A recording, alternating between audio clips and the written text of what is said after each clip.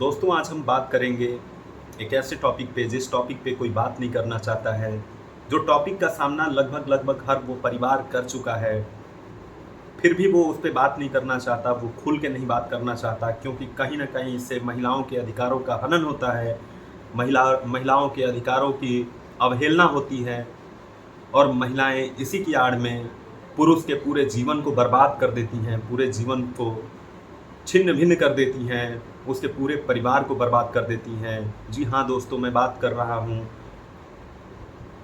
Prayagraj high court ने, Allahabad high court ने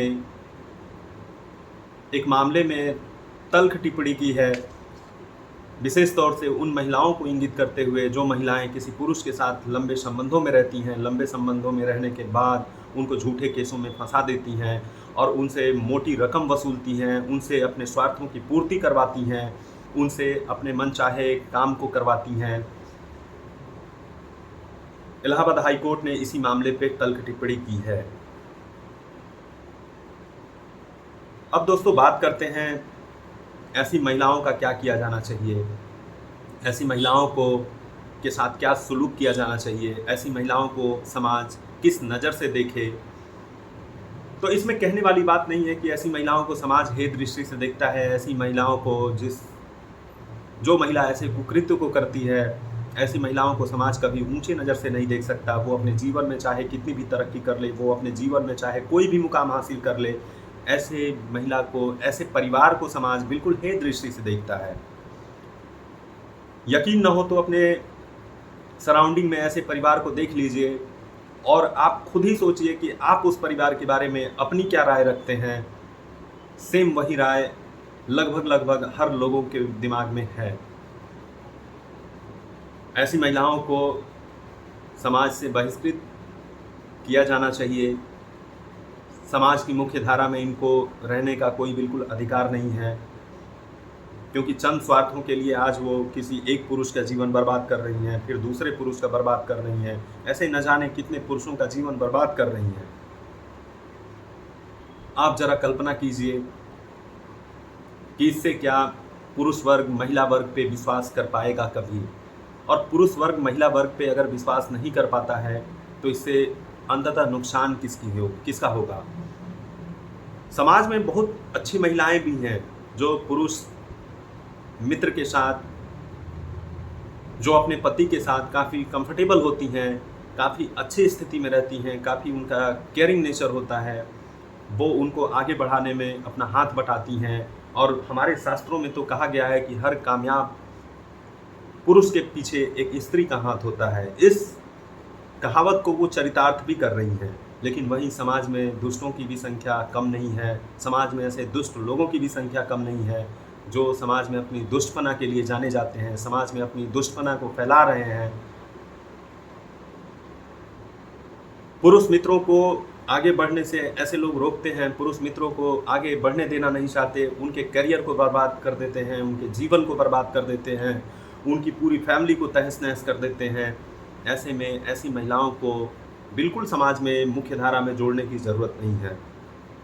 ये मेरा मानना नहीं है, ये इलाहाबाद हाई कोर्ट का मानना है, क्योंकि ऐसी महिलाएं जब एक बार ऐसे कुकृत्य कर देती हैं तो उनको इस चीज़ की आदत हो जाती है, इस चीज़ की उनको लत लग जाती है। अगर मजबूरी है, अगर परेशानी है, तो आप बिल्कुल केस करिए, आप बिल्कुल मुकदमे करिए, आप बिल्कुल उसको सज़ा दिलवाइए, क्योंकि वो सज़ा का हकदार है। लेकिन आप फर्जी तरीके से किसी को भी अपने मामले में फंसाती हैं, तो ये मेरी समझ से उचित नहीं है। इसके दंड के भागी आप खुद ही हैं, आप स्वयं हैं, आपको ही दंड मिलना चाहिए। लेकिन दुर्भाग्य है कि हमारे देश के संविधान में, हमारे देश के कानून में ऐसा कोई प्रावधान नहीं है। इसीलिए आसानी से कभी बलात्कार के केस, कभी दहेज उत्पीड़न का मामला, कभी किसी हैरेसमेंट के केस में पुरुष मित्र को फंसा दिया जाता है, पुरुषों को फंसा दिया जाता है और पुरुष बेचारे फंस जाते हैं। इस चीज़ को प्रूफ करते करते वो थक जाते हैं कि उक्त गलतियों को उन्होंने किया ही नहीं। पुरुष अपनी इज्जत बचाने के लिए अपनी सारी चीज़ों को ढकते जाता है और महिलाएं अपनी इज्जत बचाने के लिए, अपने स्वार्थों को पूर्ति के लिए, अपने परिवार के स्वार्थों की पूर्ति हेतु पुरुष की इज्जत को तारमतार कर देती हैं। ऐसे बहुतेरे मामले मिल जाएंगे, आप अपने अगल बगल देखिएगा, ऐसे बहुतेरे मामले मिल जाएंगे। अब सवाल ऐसे में उठता है कि ऐसे परिवार के साथ, ऐसी महिला के साथ, ऐसी लड़की के साथ क्या किया जाना चाहिए। तो ऐसे महिला और पुरुष माफ़ी चाहते हैं, ऐसी महिला और ऐसे उसके परिवार को आप बायकॉट कर दीजिए, उनको मत लीजिए, अपने वर्ग में शामिल करिए, मत अपने मुख्य धारा में जोड़िए। ऐसे लोगों को उनके हाल पे छोड़ दीजिए, क्योंकि ऐसे लोग जब आपसे भी जुड़ते हैं तो आपसे भी अपने निजी स्वार्थों की पूर्ति हेतु वो जुड़ते हैं, और जब निजी स्वार्थों की पूर्ति हो जाती है तो इस बात की कोई गारंटी नहीं है, इस बात की कोई गारंटी नहीं दे सकता कि वही कार्य जो आज वो अपने पुरुष मित्र के साथ की हैं कल को आपके साथ नहीं करेंगे। और हो भी रहा है यही।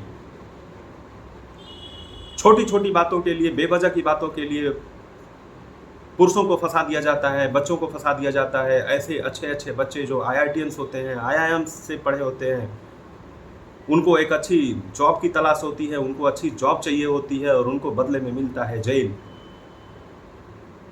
तत्पश्चात उनको मिलती है बेल, फिर होता है उनका एक लंबा ट्रायल चलता है, उनसे बहुत सारी इंटेरोगेशन होती है और इसी के चक्कर में वो बेचारा अपना सब कुछ बर्बाद कर लेता है। और ऐसी महिलाओं को रत्ती भर फर्क नहीं पड़ता। ऐसी महिलाएं अपने जीवन में मशगूल होती हैं, फिर वो किसी नए सफ़र की तलाश में जुड़ जाती हैं, फिर किसी नई मंजिल की तलाश में जुड़ जाती हैं और नई मंजिल को पाती हैं, कुछ दिन फिर उनके साथ एंजॉय करती हैं, फिर वो वही कहानी फिर से दोहराती हैं। ऐसे बहुतेरे एग्जाम्पल मिल जाएंगे, आप चाहें तो देख सकते हैं। NCRB का एक डेटा आया था, NCRB के एक डेटा में बताया गया कि सबसे ज़्यादा क्राइम जो हो रहा है, वुमेन के अगेंस्ट में जो वायलेंस हो रहा है वो सबसे ज़्यादा हो रहा है। फिर बाद में उसी को रेक्टिफाई किया गया, बाद में ऐसा बताया गया कि 70% जो ऐसे मामले हैं वो फेक हैं, वो फर्जी हैं, वो मनगढ़ंत तरीके से बनाए गए हैं। क्या गजब का कानून है, क्या गजब की हमारी मशीनरी है, हमने क्या बढ़िया व्यवस्था किया हुआ है, जिसमें एक वर्ग को इतनी ज़्यादा फ्रीडम है, वहीं दूसरे वर्ग को इतनी ज़्यादा रेस्ट्रिक्शन है। फेमिनिज़म के नाम पे वो कुछ भी कर सकती हैं, फेमिनिज़म के नाम पे वो आपको बर्बाद कर सकती हैं, फेमिनिज़म के नाम पे आपके परिवार को बर्बाद कर सकती हैं, फेमिनिज़म के नाम पे वो भूल जाती हैं कि आपके भी बूढ़े माँ बाप हैं, फेमिनिज़म के नाम पे वो भूल जाती हैं कि आपके भी घर में कोई बीमार है, कोई मुसीबतों का सामना कर रहा है, आपकी फाइनेंशियल कंडीशन अच्छी नहीं है, ये बात को भूल जाते हैं, क्योंकि उनको फेमिनिज़म का प्रोटेक्शन मिला हुआ है। फेमिनिज़म के प्रोटेक्शन के आधार पे वो आपको बर्बाद करने पे तुली रहती हैं, और इसके बदले उनको मिलता क्या है? उनको मिलता है, उनके दिल को सुकून मिलता है। उनको क्या मिलता है? उनको मिलता है, उनकी एक जिद होती है, वो जिद पूरी होती है। ऐसे में ऐसी महिलाओं को बिल्कुल बायकॉट कर देना चाहिए। ऐसी महिलाओं के साथ कोई मोरल सपोर्ट की ज़रूरत नहीं है, ऐसे परिवार के साथ मोरल सपोर्ट की ज़रूरत नहीं है। और दोस्तों, कई सारे मामलों में देखा जाता है कि ऐसी महिलाओं, ऐसी बच्चियों के साथ उनके माँ बाप, उनके भाई इन्वॉल्व होते हैं, और अपनी जिद को पूरी करने के लिए वे ऐसे कुकृत्य को करते हैं, ऐसे कुकृत्यों को अंजाम देते हैं। ऐसे माँ बाप हो या भाई बहन हो या उसके रिश्तेदार हों, सारे लोगों को एक साथ बायकॉट करिए। बिल्कुल बायकॉट का मतलब बिल्कुल बायकॉट, ना उनसे कोई संबंध रखना है, ना उनसे बातचीत करनी है, ना उनको समाज में कोई तवज्जो देना है, ना समाज में इज्जत देनी है। तब जाके हो सकता है उनको इस बात की रियलाइजेशन हो कि उन्होंने जो भी कुकृत्य किए वो अच्छे नहीं किए।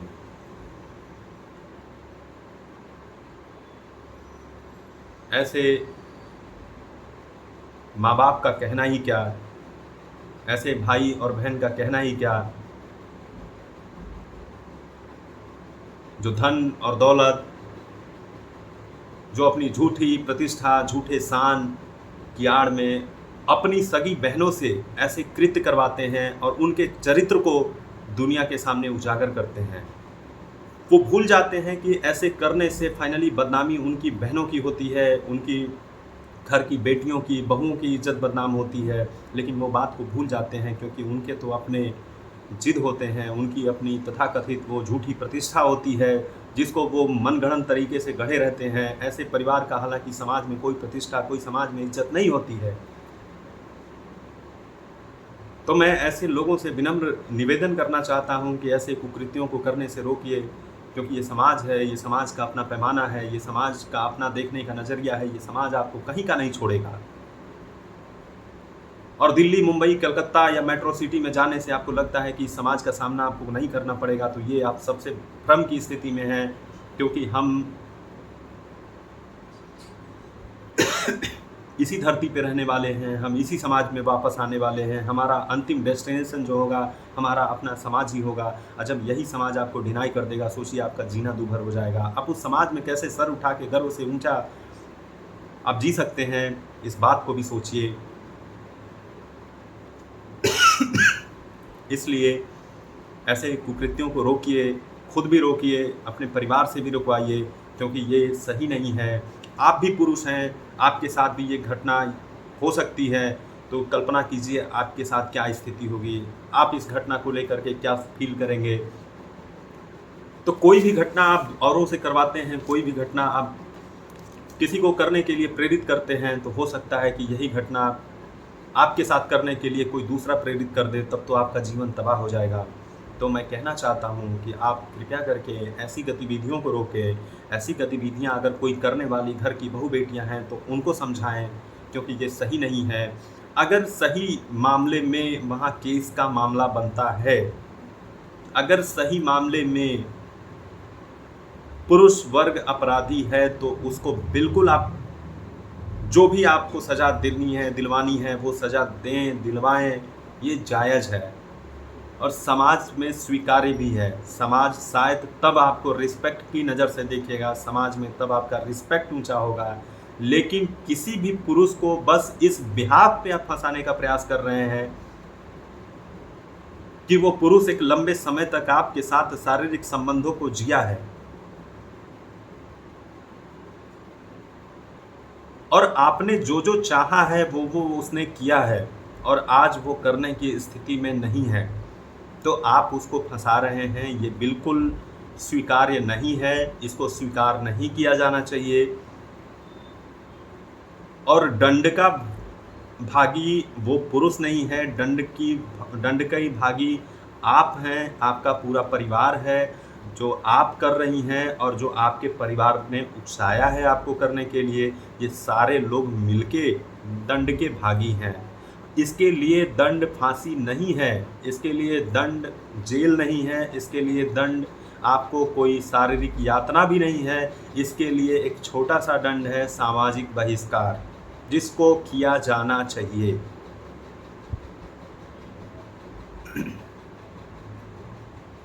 आप लोग हमेशा से फेमिनिज्म के नाम पे पुरुषों के साथ आप लोगों ने हमेशा अत्याचार किया है।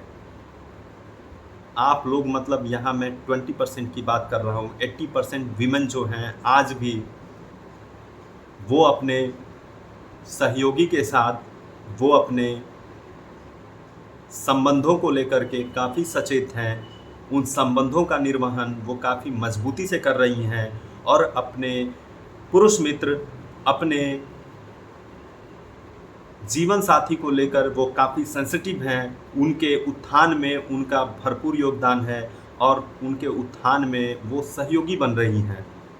ऐसी 80% महिलाएं हैं, लेकिन वहीं 20% जैसा कि हर वर्ग में ऐसे इतने परसेंटेज लोग होते हैं जो काफ़ी विकृत मानसिकता के होते हैं। उनकी मानसिकता की बिल्कुल क्षति हो चुकी रहती है।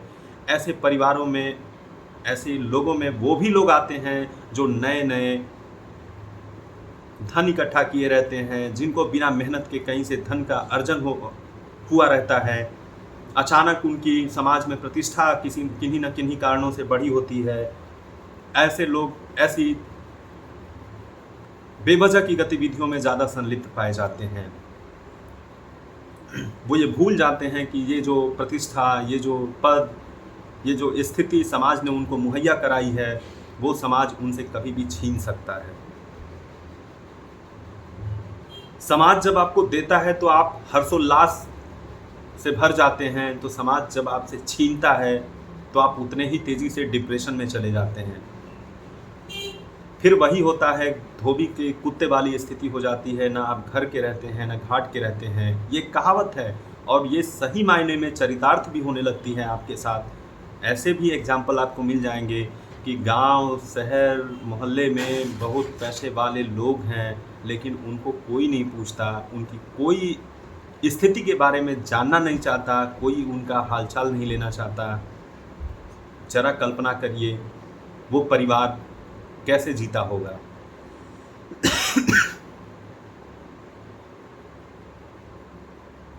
क्योंकि अरस्तू ने तो बहुत पहले कह दिया था कि इंसान एक सामाजिक प्राणी है, इंसान समाज में रहना पसंद करता है। अगर इंसान को समाज से अलग कर दिया जाए तो वो सर्वाइव नहीं कर सकता। यहाँ सर्वाइवल का मतलब मरना नहीं होता, सर्वाइवल का मतलब यहाँ आपकी मानसिक स्थिति बिगड़ जाती है, आप रिजिड हो जाते हैं, आप एकदम दुराग्रह से भर जाते हैं। ऐसे में आप थोड़ी समाज की भी कदर करिए। समाज अगर आपकी कदर करता है तो आप समाज की कदर करिए। समाज आपको इज्जत दिया है, समाज आपको काफ़ी रिस्पेक्ट दिया है, तो आप भी समाज को वापस दीजिए, ये आपकी जिम्मेदारी बनती है। आज ऐसे ऐसे बेवकूफ़ और नमूने भरे पड़े हैं जो समाज को कुछ देते हैं तो उसके लिए वो बाकायदे रिकॉर्डिंग करते हैं। समाज के पैमाने को वो भूल चुके हैं। समाज की जो उनके कर्तव्य हैं समाज के लिए, जिस समाज से वो उठ करके उस जगह पे पहुंचता है, वो भूल जाता है कि उसके क्या कर्तव्य हैं, वो भूल जाता है कि उसकी अपनी क्या जिम्मेदारियां हैं, वो भूल जाता है कि समाज उससे क्या अपेक्षित है। ऐसे में इन महामूर्खों को ये बात बिल्कुल समझनी चाहिए। नमस्कार।